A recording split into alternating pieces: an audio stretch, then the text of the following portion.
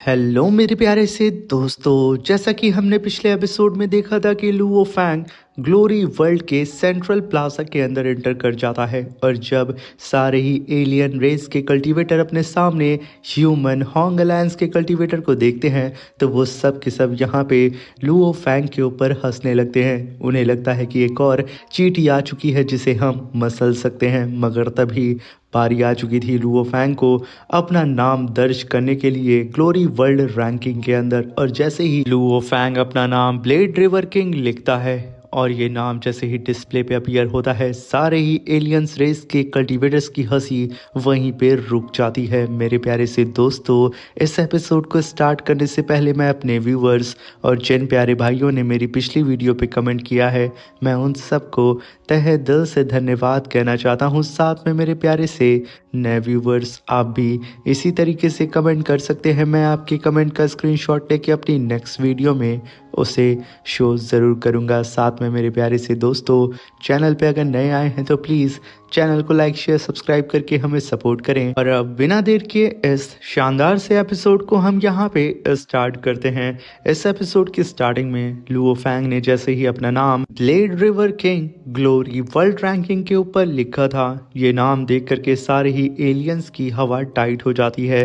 तभी Luo Fang कहता है कि लगता है कि मेरे नाम को देख करके अब सारे ही एलियंस मुझसे कन्विंस हो चुके हैं। वहीं पे लुओ फैंग को अब सारे ही एलियंस घेर करके कहते हैं कि ये तो ब्लेड रिवर किंग है, the legendary blade river king. सबकी नज़र अब लुओ फैंग के ऊपर होती है और वहीं पे लुओ फैंग की नज़र ग्लोरी वर्ल्ड रैंकिंग की लिस्ट पे होती है। वो यहाँ पे समझने की कोशिश कर रहा होता है कि आखिर उसकी पोजीशन यहाँ पे क्या है, मगर तभी वहाँ एंट्री होती है सेवन सॉर्ड किंग की, जो कि लुओ फैंग से कहता है कि तुम इस समय ग्लोरी वर्ल्ड की रैंकिंग में 5 टायर पे हो और इनमें सबसे ज़्यादा जो पावरफुल टायर रैंकिंग है वो है 7।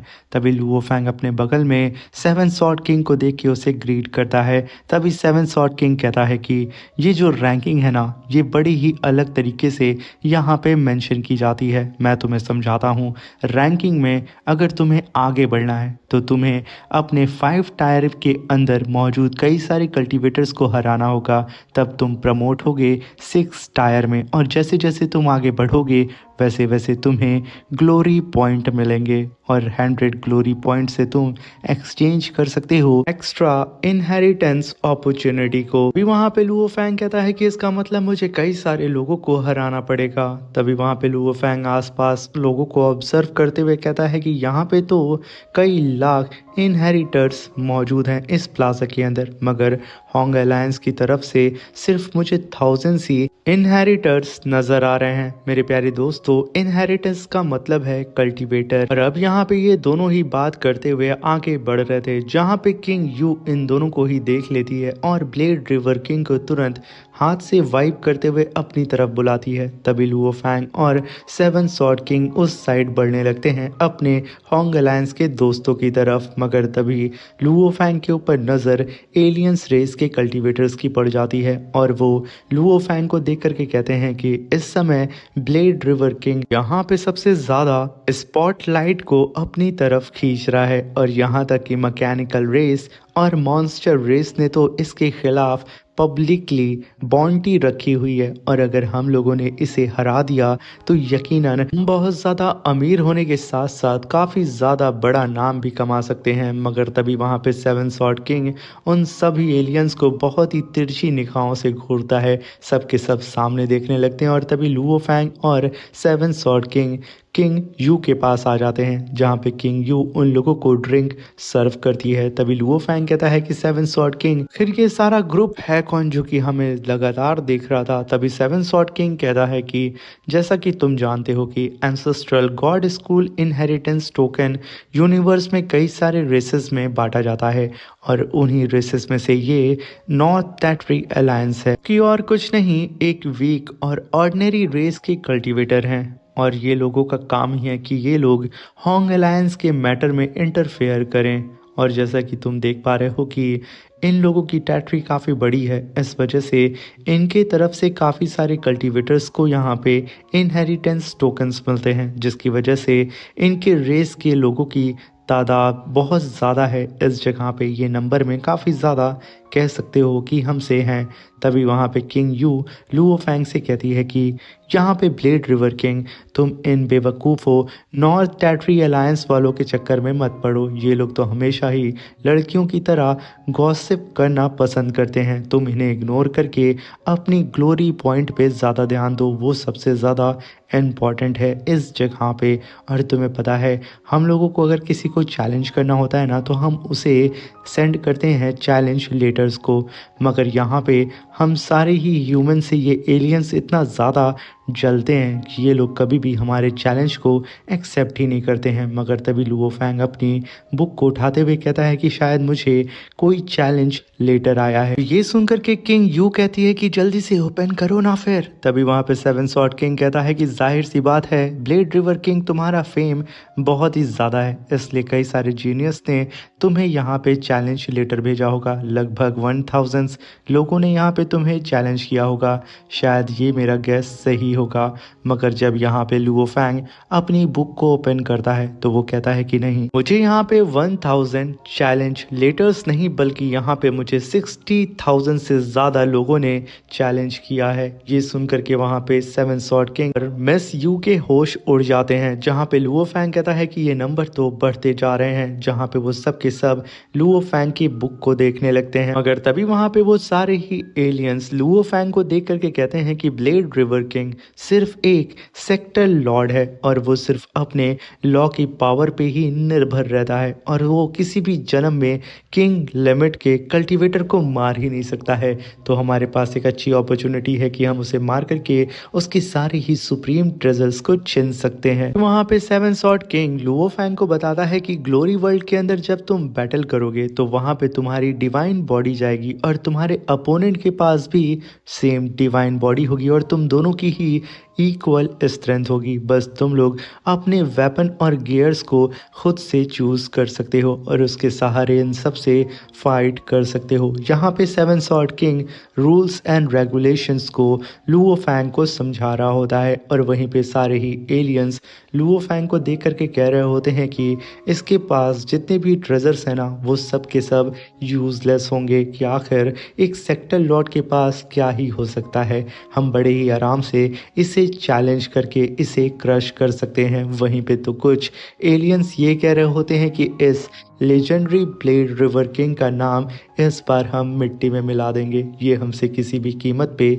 इस बार बच नहीं सकता है। ये कहने के साथ वो सब के सब लगातार लुओ फैंग को चैलेंज लेटर भेजे जा रहे होते हैं। यहाँ पे इतनी तेजी से लुओ फैंग के पास चैलेंज लेटर आता हुआ देख करके सेवन सॉर्ड किंग के भी होश उड़ चुके थे। मगर यहाँ पे तो अब लुओ फैंग के पास जो चैलेंज लेटर आ रहे होते हैं वो तो रुकने का नाम ही नहीं ले रहे होते हैं। मगर तभी किंग यू कहती है कि ब्लेड रिवर किंग, तुम्हें यहाँ पे काफ़ी ज़्यादा सावधान रहना होगा। अगर तुमने एक बार इनके चैलेंज को एक्सेप्ट कर लिया तो तुम पीछे हट नहीं सकते हो। और साथ में ये सारे ही कल्टीवेटर पीएलएस जीनियस हैं अपने अपने रेस के, और इन लोगों ने खुद से ही क्रिएट किया है अपनी इमॉर्टल टेक्निक को। तुम यहाँ पे अंदाज़ा लगा सकते हो कि आखिर ये लोग कितने ज़्यादा पावरफुल हैं। और साथ में इनमें से तो कुछ ऐसे पावरफुल कल्टीवेटर हैं जिन्होंने अपनी खुद से ही क्रिएट की है अल्टीमेट टेक्निक को, यानी कि इमॉर्टल टेक्निक से भी ज़्यादा पावरफुल टेक्निक को। अगर उनका सामना तुमसे हो गया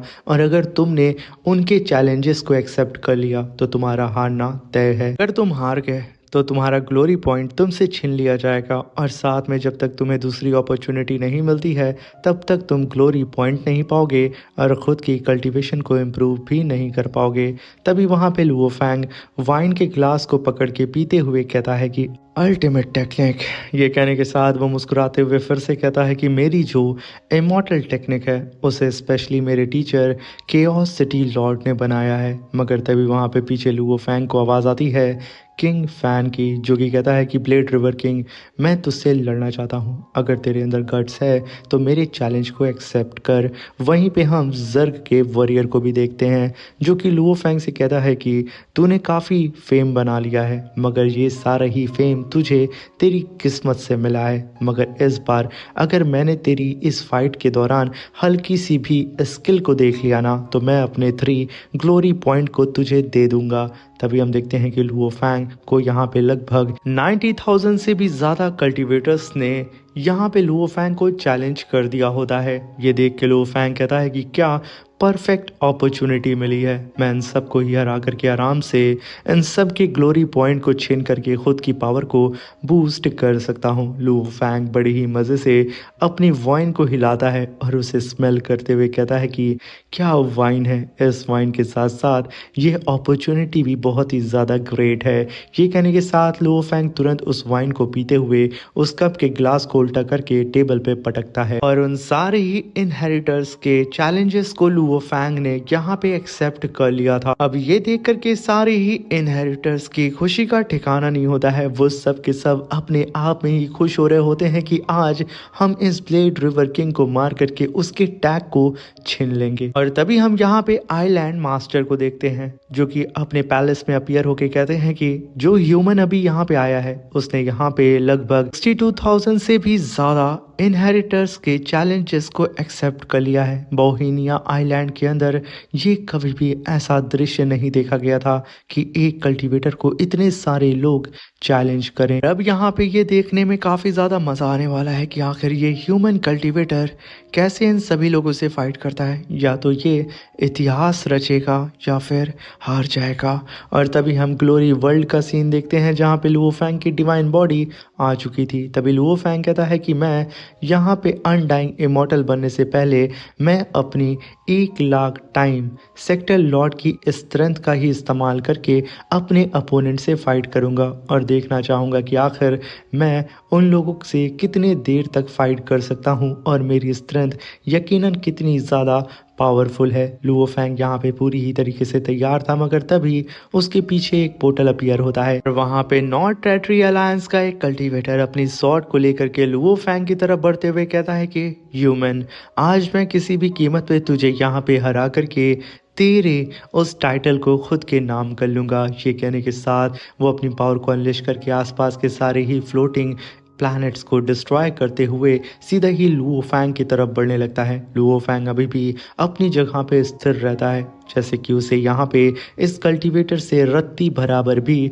फर्क ना पड़ रहा हो। तभी हम देखते हैं कि उस कल्टीवेटर ने सीधा ही लुओ फैंग के सामने आकर के काफ़ी पावरफुल स्लैश अटैक कर दिया था मगर लुओ फैंग अपनी क्लोन बॉडी को समन करके खुद के बॉडी के 2 पार्ट कर देता है और वहाँ पे खुद को उस स्लैश अटैक से बचा लेता है जो कि ठीक लुओ फैंग की बॉडी के अंदर से वो स्लैश अटैक गुजरा था। ये देख के वो एलियन कल्टीवेटर के होश उड़ जाते हैं मगर तभी लुओ फैंग आसमान में जाकर के थाउजेंड्स ऑफ स्टार सील को समन करता है जो कि इस बार वो सारे ही स्टार सील असल में गोल्डन कलर के होते हैं जो कि आते के साथ सीधा ही उस एलियन इमॉर्टल के ऊपर अटैक करना शुरू कर देते हैं जहां पे मल्टीपल स्टार आकर के उसके डिवाइन बॉडी को हिट करते हैं और एक ब्लास्ट के साथ वो छटक के पीछे जाता है जैसे कि टाइम एंड स्पेस पूरी ही तरीके से लुओ फैंग के कंट्रोल में आ चुका हो। वो बेचारा एक अलग से ही मैग्नेटिक फील्ड में फंस जाता है और जितना भी डिस्ट्रक्शन उसने फैलाया था लुओ फैंग वहां पे अपने स्टार सील का इस्तेमाल करके सारी की सारी प्लैनेट्स को फिर से रिवर्स करके उन्हें सही कर देता है और इस बैटल को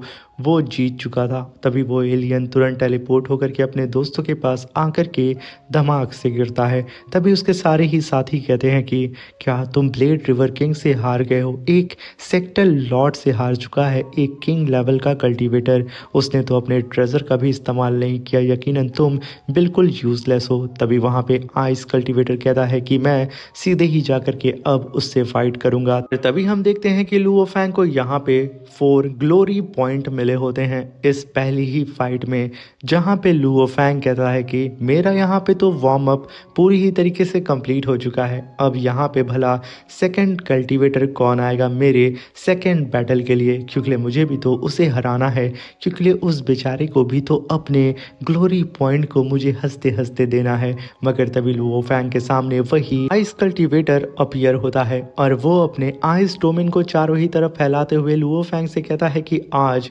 ब्लेड रिवर किंग तू मरेगा। और तभी सीन शिफ्ट होता है और हमें कुछ एलियंस को दिखाया जाता है जो कि सब के सब रोते हुए कहते हैं कि भाई साहब, हम सभी लोगों को हारने के बाद लुओ फैंग यानी कि ब्लेड रिवर किंग को ग्लोरी पॉइंट्स देने पड़े हैं, और वो तो अपने किसी भी एक्सटर्नल ट्रेजर का इस्तेमाल भी नहीं किया हमें हराने के लिए। आखिर एक सेक्टर लॉर्ड पीक लेवल के किंग्स को कैसे हरा सकता है, जहां पे हम देखते हैं कि लुओ फैंग ने अब तक 2682 फाइट को जीत चुका होता है। ये देख के कई सारे एलियंस लुओ फैंग से बहुत ही ज़्यादा इम्प्रेस हो चुके थे।